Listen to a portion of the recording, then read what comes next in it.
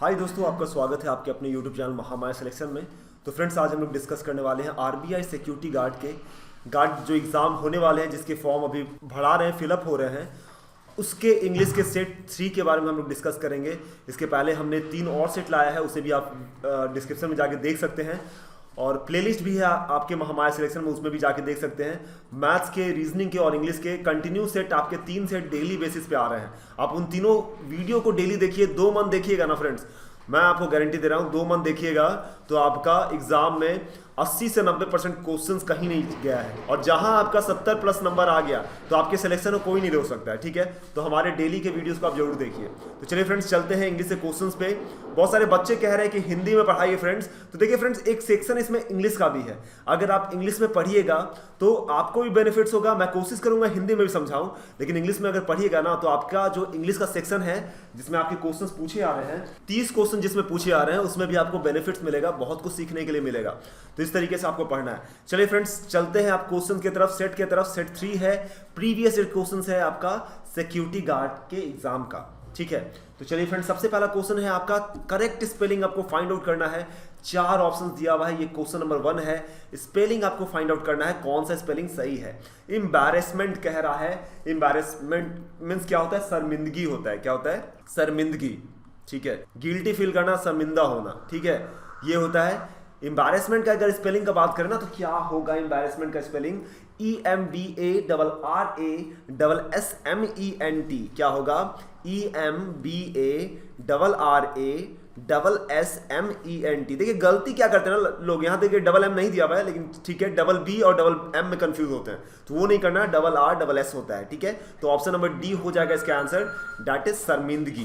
Okay, तो friends चलते हैं सेकंड नंबर क्वेश्चन पे। सेकंड नंबर क्वेश्चन क्या कह रहा है, देखिए सेकंड नंबर क्वेश्चन है डेसिसिव। डेसिसिव मींस क्या होता है? तो डेसिसिव मींस होता है निर्णायक होता है। क्या होता है? निर्णायक। आपके 4 वर्ड्स दिए हुए हैं आपको, तो पहली बात आपको इसका मीनिंग भी आना चाहिए। अगर मीनिंग आएगा ना तभी आपको स्पेलिंग भी करेक्ट याद रहेगा। तो डेसिसिव का स्पेलिंग जो होता है DECISIVE होता है, that is option number A is the correct answer. Okay, आपको इस तरीके से याद करना है फ्रेंड्स। अब चलिए चलते हैं तीसरे नंबर क्वेश्चन पे, जो कि है इडियम्स एंड फ्रेजेस। मैंने और भी इडियम्स एंड फ्रेजेस पिछले वीडियोस में पढ़ाया, आप उस वीडियो को जरूर जाके देखें, बहुत ही इंपॉर्टेंट है दोस्तों। और लिखते जाएं दोस्तों, इंग्लिश का जो है ना इसे नोट डाउन करें, मैथ्स के भी फॉर्मूले को नोट डाउन जरूर करें। ठीक है, तो इडियम्स एंड फ्रेजेस में देखिए 4 ऑप्शन दिया, अब आपको बताना है क्या होगा। तो पहला जो है ना, क्या कह रहा है? नीप इन द बर्ड। क्या कह रहा है? नीप इन द बर्ड। इसका क्या होता है? Prevent a small problem before it become severe. इसका आंसर हो जाएगा ऑप्शन नंबर ए। मींस कह रहा है कि छोटे से प्रॉब्लम को क्या करना, छोटे में ही रोक देना कि वो बड़ा ना हो जाए।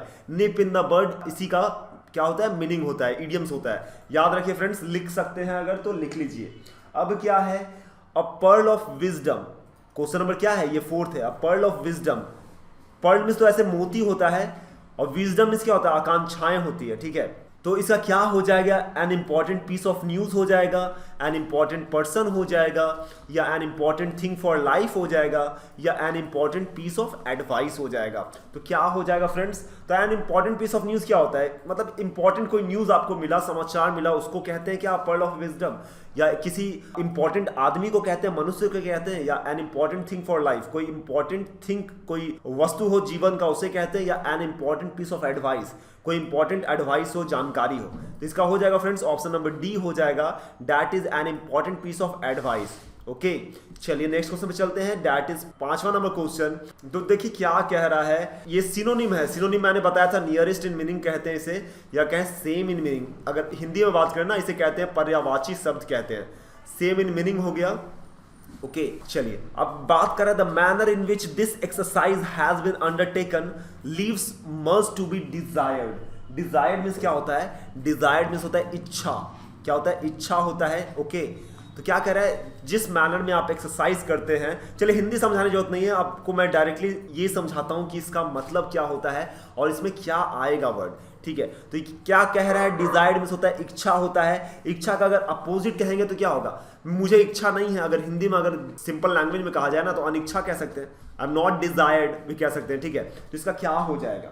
ठीक है, अगर सिनोनिम बात करें, डिसलाइक मींस क्या होता है? नापसंद करना। क्या होता है? नापसंद करना। तो क्या लगता है आपको? इच्छा का नापसंद हो जाएगा।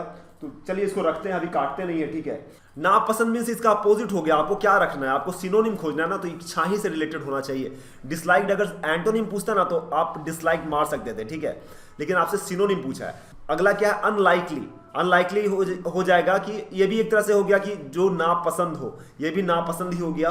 विश फॉर मीन्स जिसके लिए आपकी इच्छा हो, I wish to become this and that, okay, तो आपका इच्छा है कि आप ये बन जाएं, आपका इच्छा है कि आप एक मोटिवेशनल स्पीकर बन जाएं, तो I wish to become a motivational speaker. तो विश मीन्स क्या होता है, इच्छा होना, तो डिजायर होना, ठीक है। तो ऑप्शन नंबर सी आपका क्या हो जाएगा, सही उत्तर हो जाएगा। चलिए क्वेश्चन नंबर चलते हैं अपने 6 पे।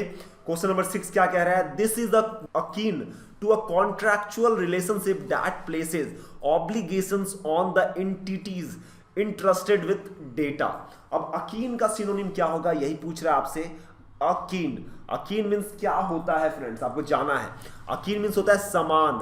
समान मीन्स समान थिंग्स वाला समान नहीं, same to same. Same to same जैसे कहते हैं ना, उसे कहते हैं समान, ओके। अकीन मीन्स क्या हो गया, समान हो गया। अब क्या होगा, रिमूव मीन्स होता है हटा देना।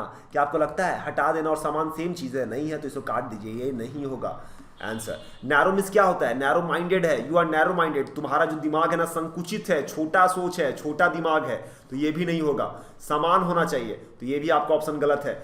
अनपैरेलल, असमान है, तो मैं अभी आपको बोला समान करना, तो असमान तो होगा नहीं। एंटोनिम कहता ना तो ये एकदम करेक्ट था, लेकिन आपसे क्या कह रहा है, सिनोनिम मांग रहा है। सिमिलर है, सिमिलर मीन्स क्या है, सेम टू सेम है, समान है, बिल्कुल सही है। ऑप्शन नंबर सी क्या हो जाएगा, सही उत्तर हो जाएगा। चलिए अब चलते हैं पार्ट ऑफ स्पीच में।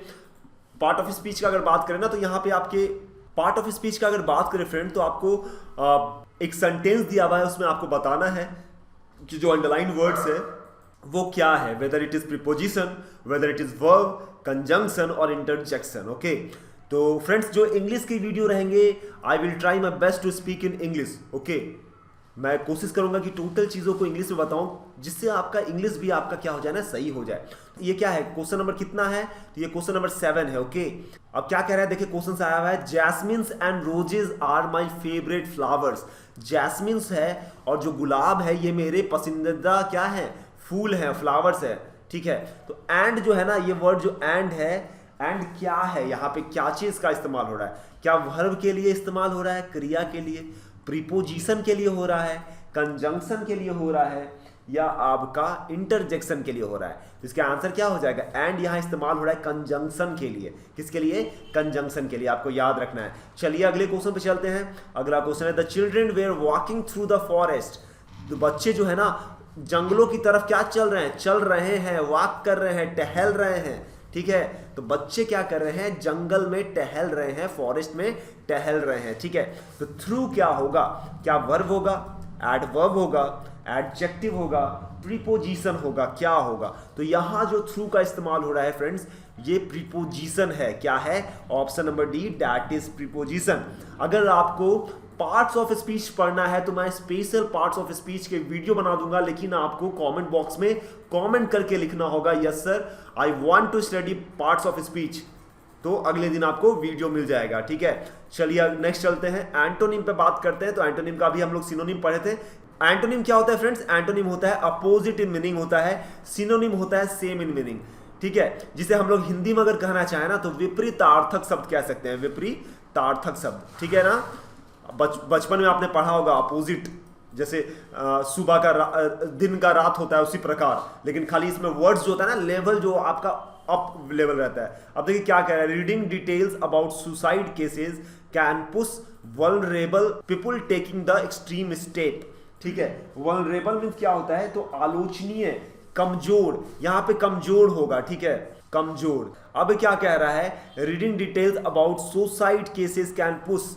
देखिए अब क्या कह रहा है ना, इसका मतलब मैं आप समझा देता हूं कि अगर आप सुसाइड केसेस को, वैसे व्यक्ति अगर सुसाइड केसेस को पढ़ते हैं जो कि बहुत कमजोर हैं, तो ये क्या करता है ना, उन्हें पुश करता है, किस लिए, सुसाइड करने के लिए, ठीक है ना, एक्सट्रीम स्टेप लेने के लिए, ओके। चलिए तो अगर इसका बात करें एंटोनिम क्या हो जाएगा, तो इंपीरियस मींस क्या होता है, इंपीरियस मींस होता है फ्रेंड्स, मैंने बता दिया वल्नरेबल मींस, तो इंपीरियस मींस होता है अभिमानी, घमंडी होता है, ठीक है। तो अपोजिट तो होगा नहीं अभिमानी घमंडी, ठीक है। हेल्पलेस का अगर बात करें ना तो असहाय जिसे कह सकते हैं, क्या है, आई एम हेल्पलेस, मैं क्या हूं, असहाय हूं, असहाय, ठीक है। तो अगर सिनोनिम बोलता ना तो बिल्कुल करेक्ट वर्ड था हेल्पलेस, ठीक है ना, लेकिन आपको सिनोनिम नहीं पूछा है, एंटोनिम पूछा है। अब क्या है इम्परवियस, इम्परवियस मींस क्या होता है, अभेद, अप्रभावित, मतलब सुसाइड का केस अगर पर भी लेता है ना तो इम्परवियस है, उसे कोई फर्क नहीं पड़ता है कि मैं कभी कर पाऊंगा, बहुत ज्यादा अंदर से क्या है, मतलब अप्रभावित होता है उससे, ठीक है। तो यहां क्या हो जाएगा, अप्रभावित होना, इम्परवियस होना। Option number B is the right answer. अगर डिफेंसलेस का बात करें तो रक्षाहीन कह देंगे, रक्षाहीन, जो खुद का स्वयं का रक्षा नहीं कर सकता उसे कहते हैं रक्षाहीन। तो यहां का आंसर क्या हो जाएगा, impervious is the right answer. चलिए 10 नंबर क्वेश्चन पे चलते हैं। 10 नंबर क्वेश्चन क्या कह रहा है, the members have taken unanimous decision to discard some of the rulings of the managing committee on problems relating to maintenance। Discord means क्या होता है फ्रेंड्स, आपने पढ़ा होगा, अगर आप इंग्लिश पढ़ रहे हैं तो इसका मतलब होता है कलह, कलह होता है। जैसे फैमिली में क्या हो गया है, फैमिली में डिस्कॉर्ड हो गया है, परिवार में क्या हो गया, कलह हो गया है, भाइयों में डिस्कॉर्ड हो गया है, कलह हो गया है, दोस्तों में डिस्कॉर्ड हो गया है। इस तरीके से आप इस वर्ड्स को ना इस्तेमाल किया कीजिए जिससे आपकी मीनिंग जो है ना, वो कैब आपके बहुत अच्छे होते जाएं, ठीक है। तो डिस्कॉर्ड मींस क्या होता है, कलह होता है। अब इसका अगर बात करेंगे क्या होगा, एंटोनिम क्या होगा, ठीक है। तो सबका देखते हैं, डिसेंशन मींस क्या होता है, डिसेंशन मींस होता है घबराहट। तो क्या घबराहट होगा इसका, नहीं घबराहट नहीं होगा। कलह का मतलब क्या हो गया, कलह का हो गया समझौता होना, अच्छा उन लोग में ये चलना, ठीक है, बात विचार चलना, उसे कह सकते हैं। फ्रिक्शन मींस क्या होता है, घर्षण होता है। फ्रिक्शन तो फिजिक्स का एक तरह से वर्ड आ गया, जब आप चलते हैं तो भी फ्रिक्शन होता है। कुछ भी, कोई भी चीज जो वस्तु है ना, अगर मूव करिए या स्टेबल भी है ना तो भी उसमें फ्रिक्शन है, ठीक है। अगर बात करें डिस्प्यूट का, डिस्प्यूट मींस भी झगड़ा होता है, ठीक है। डिस्प्यूट मींस क्या होता है, झगड़ा होता है। अगर आपसे पूछता ना कि अगर सिनोनिम पूछता ना तो डिस्प्यूट एकदम सही उत्तर होता है, लेकिन आपसे एंटोनिम पूछा है तो एकॉर्ड हो जाएगा। एकॉर्ड मींस क्या होता है, समझौता करना। क्या होता है, समझौता करना। तो बिल्कुल सही उत्तर है, 10 का ए आपका सही उत्तर हो जाएगा। तो फ्रेंड्स ये थे आपके टॉप 10 क्वेश्चन जो कि मैंने इंग्लिश के आपके लिए लेके आया। दोस्तों इस वीडियो को ज्यादा से ज्यादा शेयर कीजिए कि जो भी बच्चे सिक्योरिटी गार्ड, आरबीआई की तैयारी कर रहे हैं ना, उन्हें क्या मिल सके, इस वीडियो का बेनिफिट मिल सके, एग्जाम आने तक उनकी अच्छी से तैयारी हो सके। और खुद तो टोटल वीडियो को शुरू से अंत तक देखिए, जो भी मैं बता रहा हूं बहुत हेल्पफुल है।